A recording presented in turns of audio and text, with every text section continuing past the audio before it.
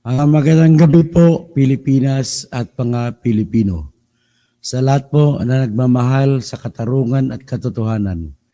Ngayon po ay isa na namang magandang gabi para sa inyong lahat sapagkat po ay may isa na namang magandang regalo ang Panginoon sa buong Pilipinas.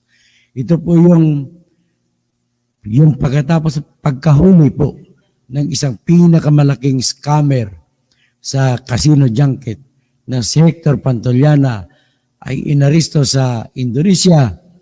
Ngayon po, pinresko na siya sa Indonesia at maya-maya po iuwi na siya sa Pilipinas. Kaya kayo po na naghabol ng milyon-milyon mula kay Pantoliana ay mayroon na kayong karapatan at pagkakataon na makasuha na siya at mababawi yung milyong-milyong pera na ninakaw niya sa inyo sa pamamagitan ng scammer. Maya pabingi, Pres Perez, sa mga kabalin ko, alam ko mga kabalin ko, marami kayong naluko dyan ni Hector Pantoliana. At Hector Pantoliana, pinakamaraming naluko yan dyan sa Baguio. Ay mga Team Z nila, no? Kumaso ang mga tao sa Baguio at sa Quezon City. At dahil sa kaso nila, nagpadala ng red notice ang Interpol ng Pilipinas at nahuli nga sa isa na naman. Talagang magaling itong Indonesia. Ang nakahuli na naman sa isa na naman na wanted mula sa Pilipinas ay Indonesia na naman. Napakagaling ng Indonesia.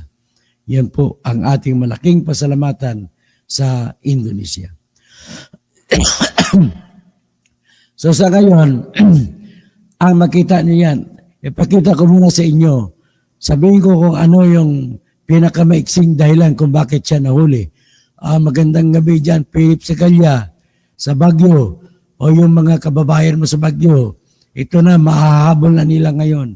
Itong scammer na nabibiktima sa kanila.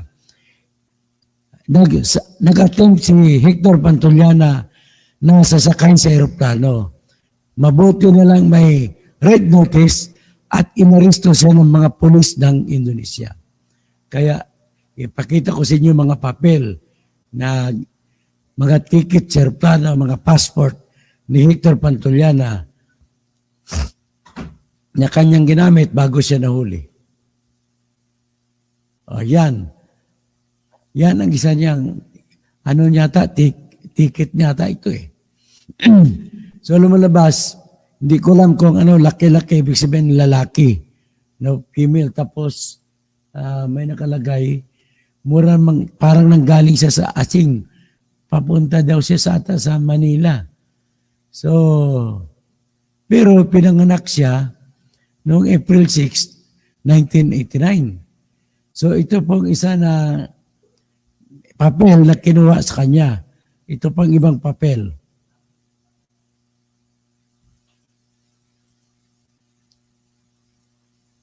So ito naman po yung kanyang passport at saka ticket sa aeroplano. So nahuli siya, itong passport niya. Sasakay yata siya, no? Ay, papunta pala siya ng Hong Kong. So papunta siya ng Hong Kong. Kaya sumakay siya, yung nahuli siya, papunta siya ng Hong Kong. So, isa pa ng mga papel niya.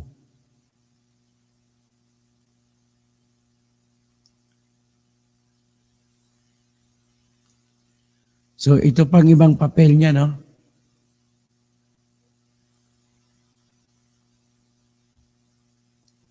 So, yan ang mga ibang mga papel niya. May passport yan. ID ito. So, meron pang iba. Nagpadala na ng sulat, Millions Kublag, nagpadala ng sulat ang Philippine National Police at iniskorta na siya ngayon papunta sa Pilipinas. Kaya lahat kayo na may hinahabol kay Hector Pantoliana ay may kipag-ugnayan na kayo sa Philippine National Police at para masampa nyo na ang inyong kaso na dapat isasampa laban sa kanya. Ito po yung sulat ng Philippine National Police, ng mga police attaché sa Indonesia, sa Jakarta. So, ang sumulat niya na si Colonel Donald Madamba. At ang sabi niya, sumulat siya sa Inspectorate General ng Jakarta, Indonesian National Police. At ang sulat ito, request turnover of Filipino Hector Aldwin Liao Pantoliana. Respectfully request for the turnover of the living body of Filipino detainee Hector Aldwin L. Pantoliana from Indonesian authorities to the Philippine contingent led by Police Lieutenant Colonel Jose Joey Aranja. Moreover, the said transfer is requested to be performed on November 27, 2028 at 8 p.m. Kanina to at the Sukarno Hatia International Hotel, International Airport Terminal 2 premises. He will be brought to Manila, Philippines, including his escorts on November 28, 2024 at 12:05 a.m. Mamaya, alas 12 siya on board Cebu Pacific. Okay, so yan ang notice ng ating ano. Ngayon, ito po, si Imornibal, si Renato watching, good evening po. Gandang manood nangyari sa ating bansa. Magandang gabi. Alex Ulim, J. Giriarte. So, ito, papakita ko sa inyo yung dinala siya sa airport. Ito po yung kanyang video. Isi-share ko.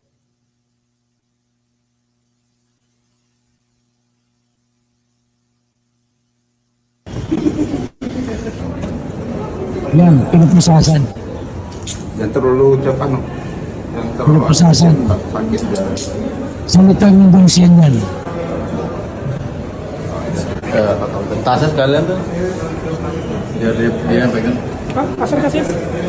At total, hindi naman natin intindihan ang salita. I-off na lang natin. Salitang Indonesian kasi yan eh. Ito siya marami na po siyang naloko. Ang naloko ito, kasama niya kat si Erwin Tulfo. Hindi ko alam kung naloko si Erwin Tulfo o kasama sa sindikato. pada siang hari ini ya, Yan, polisi ng Indonesia. dan Pinupresenta sa press konferensi ang pers terkait pagkatao dengan ni pengamanan Hector dan Pantoliana pemulangan seorang warga bago negara dalhin sa Filipina bago turnover sa dengan Philippines. inisial HAP dan selanjutnya akan saya sebut HAP atau dengan nama lengkap Hector Aldwin Patolana. Yang bersangkutan adalah buronan dari Filipina, National Police atau PNP, terkait dengan fugitive wanted for prosecution. Artinya kira-kira yang bersangkutan adalah buronan yang melarikan diri dari proses penuntutan yang ada di negaranya, dalam hal ini Filipina. Proses daripada penangkapan atau pengamanan daripada HP tersebut diawali dengan pada tanggal 31 Hindi naman natin intindihin yung salita nila. Ito na nga, sa Baguio City po, nagreklamo ang mga complainant, mga kababayan ni terkait dengan adanya buron Philip Scalia. perjalanan ke Mga 20 billion po ang inukod niya sa Baguio. informasi tersebut Ang kanyang ano po, ang kanyang modus operandi ay ganito. perlintasan Convincing kayo na mag-invest sa kanya na kung 1 million, kikita kayo ng 15 million kada buwan. Yun po ang kanyang style. Marami po siya naloko. Mabot po sa 20 billion sa Baguio City pa lang. November At marami siya naloko sa ibang lugar sa Pilipinas. yang bersangkutan At nung siya ay nagreklamo ng taga Baguio at nalabasan ng warrant of arrest, sumibat ito mula sa Pilipinas. gerbang negara kita untuk melintas ke negara lain. At in-entertain pa ni Rapi Tulfo ang mga nagreklamo galing sa Baguio.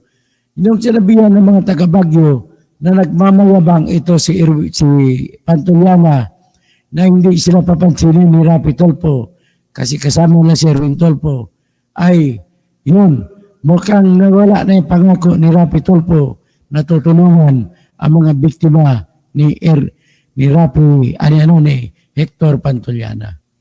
So ito po sila. Rekan-rekan kepolisian dalam hal ini adalah NCB, Interpol, dan Kedutaan Besar Filipina di Indonesia. Rekan-rekan sekalian, setelah pengamanan yang dilakukan dan koordinasi, pemerintah Filipina kemudian bersurat kepada Kumbaga, press-con na, hindi natin maintindihan. I-forward na lang natin. Sekalian, pada pagi NBI Philippines terkait dengan adanya buron Interpol yang melakukan perjalanan ke Indonesia. Narinig ko NBI Philippines. Berdasarkan informasi tersebut, langsung kami menindaklanjuti, tersangka dapat dipulangkan. Yang mana hal ini sangat dimungkinkan kejahatan internasional. Sinergitas yang dibangun antara Kementerian Imigrasi dan Pemasyarakatan dan Polri. Yan. Problema hindi natin maintindihan salita nila. Sige, okay, yan na. At least nahuli na. So, nangangako po si Toto Kausing, sa lahat ng mga biktima, natutulong po ang organisasyon ko para sa mga magreklamo. Alam ko po, ang lahat ng magreklamo mayroon ng lumapit sa akin pagkatapos ko maisiwalat na mga wala na silang pera, biktima na. So, pinapangako po ng ng campaign team ni Toto Kausing na tutulungan po ang mga tao na naging biktima ni Hector Pantoliana. So, yan lang ang maganda dyan na nangyari na at marami itong mga task force na aking tutulungan. Titingnan ko mga chat members, ang dami po nila. So, sila po lahat ay kukontakin ko at sasabihan ko na tutulungan sila sa paggagawa ng reklamo. Kung meron mang iba dyan nakakarinig, kung ano pang meron, sasabihin nyo lang at tutulungan po natin sa pagsampa ng reklamo laban kay Hector Pantoliana. So, siguro hanggang dyan lang muna at ako'y gutom na. At salamat at marami pa rin nanonood kahit papano, no? Gabing-gabi na. Alas 9:50 na. At tatawag lang ko no, sa kay Jesse Nuarbi, yung hindi ko pa na-shoutout. Pablito Cam, bunyog kami, go, kaya natin to. So, yan lang po ang ating masasabi sa ngayon at magandang gabi po sa mga kaibigan natin. At saka, alam ko, shoutout kay Mr. Wilbert Tolentino ng Ahon Mahirap Party List. Shoutout sa mga kabunyog ko. Shoutout din sa mga Ako'y Pilipino na party list, no? Sila ni Attorney Valerio, Hel Valera pala.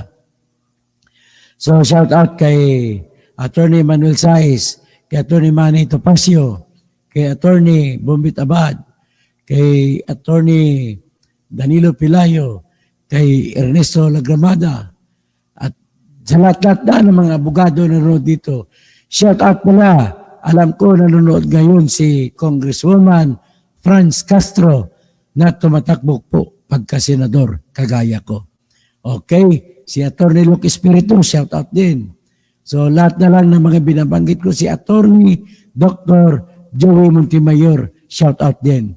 Ito pong binabanggit ko ay aking tulungan sa pagtatakbo pagka-senador.